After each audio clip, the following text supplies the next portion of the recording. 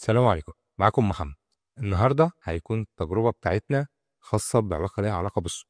الفترة الأخيرة كلنا شفنا إزاي ال AI بيقدر ينتج أصوات بلغات مختلفة وبأشكال مختلفة يعني وبتون قريبة جدا من الواقع، لكن احنا دايما عندنا مشكلة خاصة كده بينا في اللغة العربية. دايما تقدر تعرف الصوت اللي ان الاي اي بيستخدمه، يعني لو حد مركب صوت اي اي بتقدر تعرف الصوت ده عشان خاطر لغتنا لسه فيها حبة حاجات محتاجة يدرسها الاي اي شوية. بس من المواقع اللي لقيتها جميلة جدا وفعلا يعني شغالة اللي هي حل المشكلة ديت كان موقع اهجي اسمه لهجتنا. الموقع بيقدم لك اي بي اي. لو انت مطور عايز تقدر تنتج اصوات من خلال التكست اللي موجود عندك على الويب سايت، هيساعدك جدا. او انك انت برضو عندك تكست عايز تطلع الصوت بتاعه.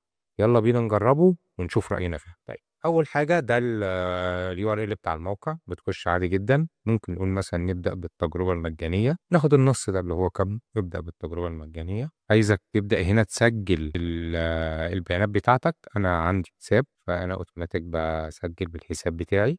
فانا كده دخلت على الحساب الخاص بي. اول ما بخش عندي هنا العينات الصوتيه، اقدر اشوف العينات بتاعت الصوت ذات نفسها. سوري، ده حاجة بتطلب اشتراك مدفوع. كل الحاجات ديت سوري كده، أنا آسف، ده مصرية. طيب خلينا، ده كل ده العينات بتاعتهم محتاجة فيهم الاشتراك إيه مدفوع. طيب خلينا نشوف من هنا، نرجع نشوف الأدوات بتاعت الذكاء الاصطناعي. نشوف مثلا تحويل النص إلى صورة بالشكل ده. استخدم الأداة دي. هنا بيقول لك ادي حاجة اسم المشروع ذات نفسه. اختار اللهجة.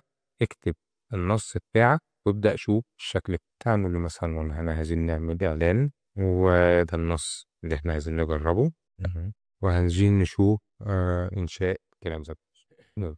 حاليا هو بيحاول ينشئ لنا الصوت اللي احنا هنبدأ نستخدمه. منصة لهجات متكاملة تجمع أقوى تقنيات الذكاء الاصطناعي الصوتي في مكان واحد. حول نصوصك إلى أصوات بشرية طبيعية بأكثر من 108 لهجة عربية، واستنسخ صوتك الشخصي وحول تسجيلاتك الصوتية إلى نصوص مكتوبة بدقة 99%.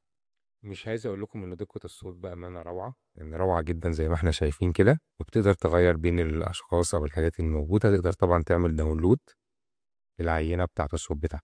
بس مش هو ده فعلا اللي احنا داخلين نتكلم عليه. اللي احنا داخلين نتكلم عليه فعلا ازاي تقدر تاخد نفس الجودة ديت بس عن طريق الاي بي اي بتاعك. الاي بي اي ديت حاجة ليها علاقة بالمطورين. بيقدروا يستخدموها عشان خاطر يعملوا انتجريشن او يتوصلوا مع الحاجات بتاعة الصوت ديت عن طريق الابليكيشن بتاعهم او الويب ابليكيشن او الموبايل ابليكيشن اللي هم بيستخدموا. فده هيكون مفيد جدا للمطورين. اول حاجة بتنشئ اي بي اي كي خاص بيك، وبتكتب مثلا تيست. وانشاء مثلا احنا هنعمل ده عشان نحول نص الكلام. ونقول له والله احنا مش محتاجين الصلاحية بتاعتنا تنتهي. تعمل انشاء. هينتج لك الاي بي اي كي. حاول تعمل كوبي منه وتخليه في مكان آمن. طيب تمام جدا.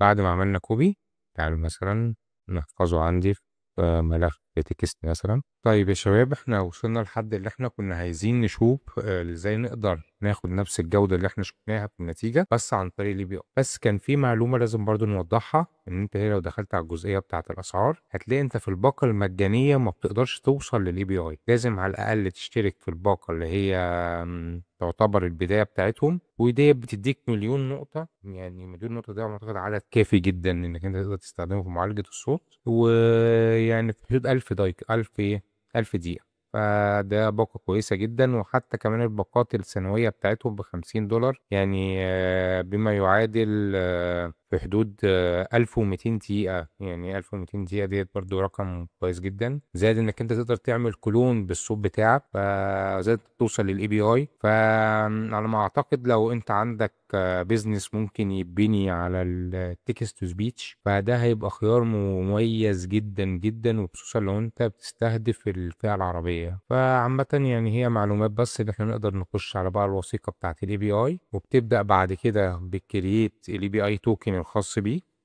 وبتستخدم الاند بوينت اللي هي موجودة هنا عشان ينتج لك الملف ذات نفسه. فعامة يعني يعني أأمل إن الموقع ده يكون فادكم، وشكرا جدا ليكم. كان معاكم محمد، وخير بإذن الله.